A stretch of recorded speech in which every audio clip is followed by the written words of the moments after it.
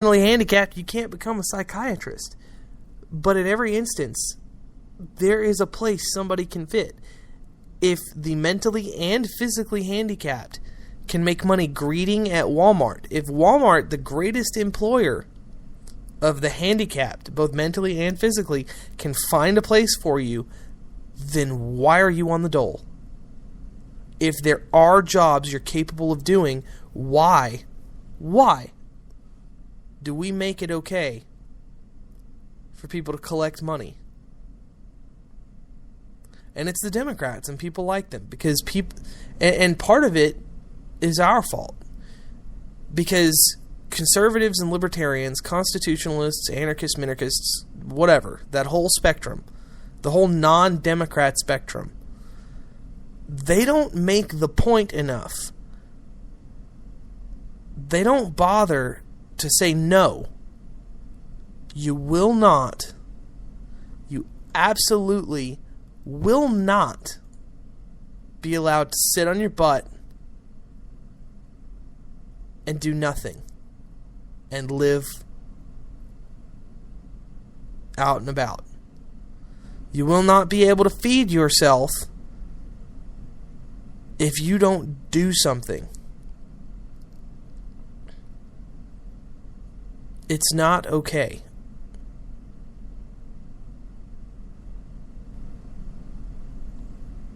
It's not. It's not acceptable in this country.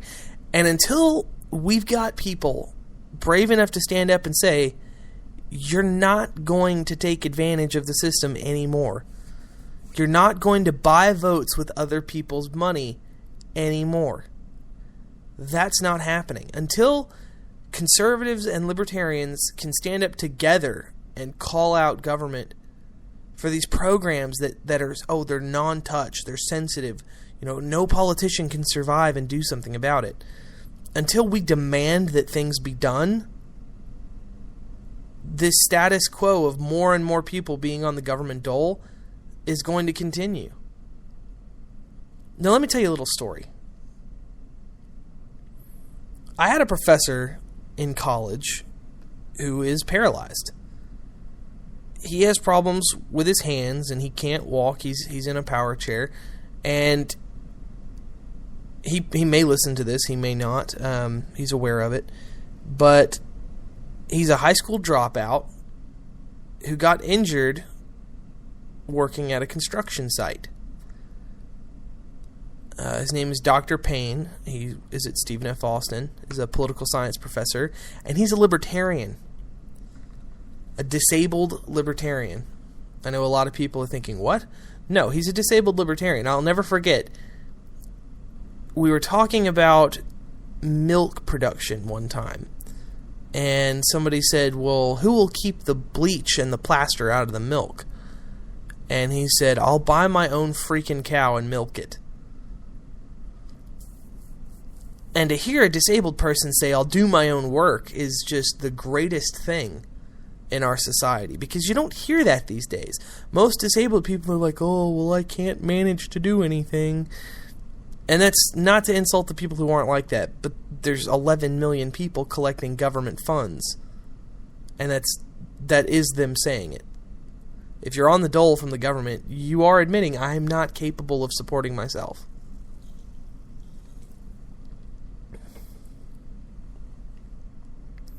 So Dr. Payne was a construction worker with no high school diploma when he got hurt.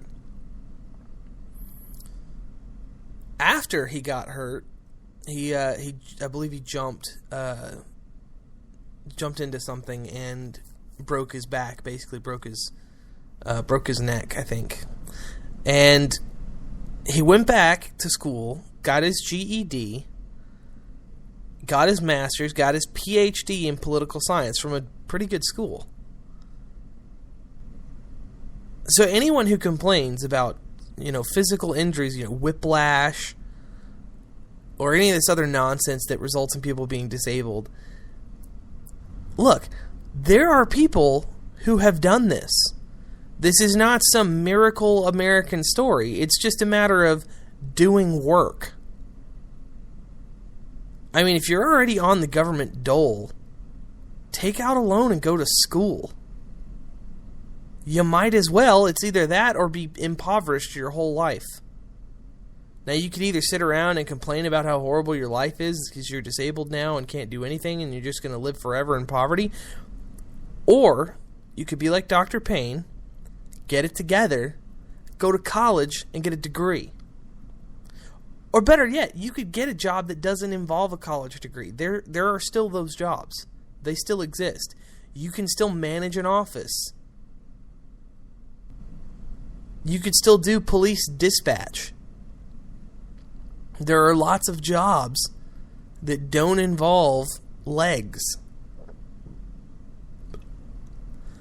I produce the news. I'll tell you right now, if I was in a power chair, I could still do my job. If I was in a wheelchair, I could still do my job.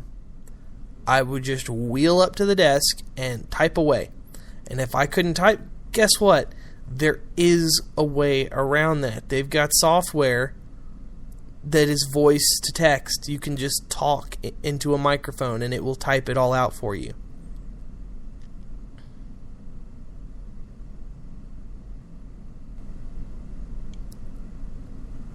So no, there is no excuse. No excuse whatsoever in my mind. Clerical jobs, office manager jobs, computer jobs. There are people who make money on Facebook sharing funny pictures. That's a thing. There are people who pay their bills by using Facebook.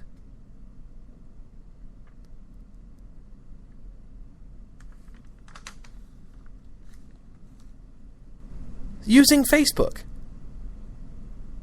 Show of hands, how many people are using Facebook? Basically all of them. I mean, it's enough.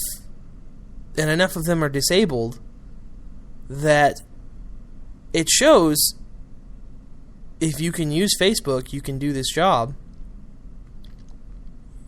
Therefore, it is a job disabled people can do. Everyone is capable of it, physically speaking. It's an easy job. You just have to have a basic understanding of what's funny and not get banned. And it's basically advertising. It's social media advertising. But that's a real thing. People pay their bills doing this.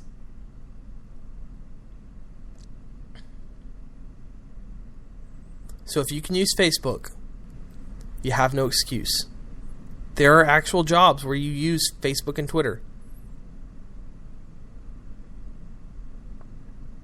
I mean, a lot of news stations these days have web people post stories to the website and use Facebook and Twitter for the station.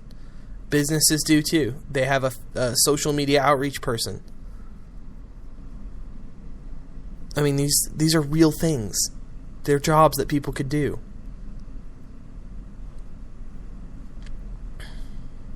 So excuse me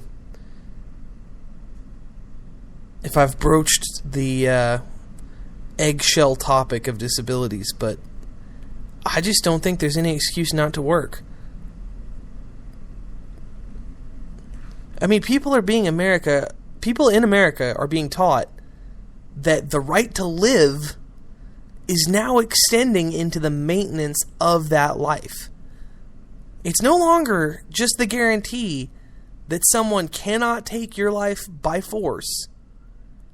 People are starting to espouse the belief that government must preserve their life for them. That government is responsible for keeping you alive, not just preventing someone from killing you. This needs to stop. The idea that an American, a person, can choose not to be gainfully employed, that's fine. You can make that choice. However, the idea that the rest of us have to support your butt, have to support an individual for making that decision is insane. If you choose not to work enough jobs to pay your bills, that is your own damn fault. You have a duty to take care of yourself. There are charities that are willing to help your moronic butt out if you've got too many kids and a ton of bills that you can't pay. Let me tell you, rent and electricity and food and water. That's it. Those are the essentials. You don't need a phone. You don't need TV. You don't need new clothes. You don't need video games. You don't need a lot of stuff.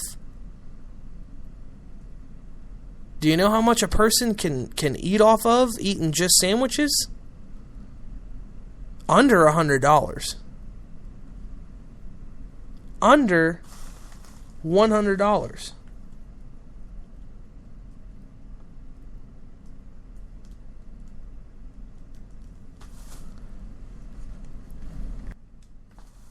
Peanut butters and jellies, they're not that expensive. Neither is bread, mustard, and ham or turkey.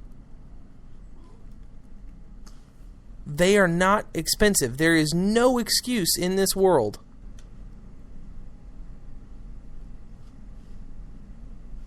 for anybody to think that you can get by without working. It's not acceptable. And it's not something we as Americans should accept. If you're dumb enough to have 15 kids, no partner to help pay for them, no job, no money, you need to learn the lesson the hard way. That may sound harsh, but it is what it is. I mean, I kind of think the father and other relatives should be given custody of the kids. But there is no reason everyone else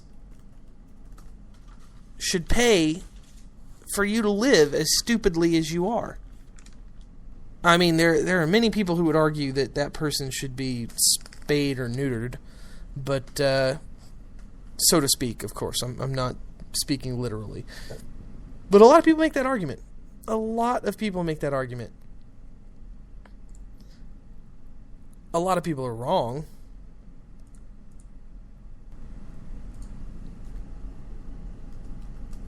But they do. They make the argument.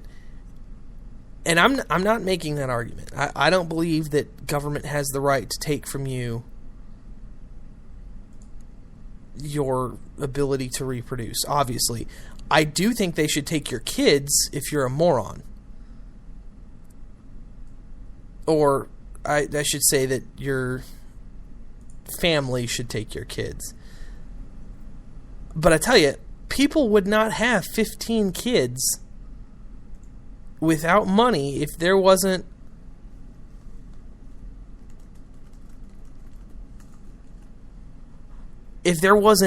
somebody who was going to pay for them. There is no reason everyone else should pay for your mistakes. I mean, people get on welfare and they laugh at other individuals for working. I mean, there was an interview with a political talk station in Austin, Texas, not too long ago that made the rounds on the internet. And it was a woman saying, well, why should I work if I don't have to? I mean, you guys are suckers. I'm going to survive just fine, da-da-da-da-da. And the hosts asked, well, what about your kids? I mean, don't you want to teach your kids to do better than you or to work? And she was like, I don't know, I guess. I mean, if they want to work, that's fine. But the idea that it's an acceptable life choice to just live in government housing and on welfare benefits and not seek employment, to just work for a couple of weeks out of the year, that's unacceptable. These people should be left to starve if they refuse to work. They should not be supported if they refuse to work. And I know a lot of people say, oh, well, that's not all people that are on assistance. Of course not. However, if you're on assistance for a huge period of time, you're doing something wrong. There is always a job. The question is, how many people think they're too good for it? I could drive around here in Waco, Texas right now, and I could find at least 5 jobs that are paying all right. There's a gas station that's hiring, paying almost $10 an hour. I know for a fact there's a Taco Bell that's hiring, paying probably minimum wage. And there was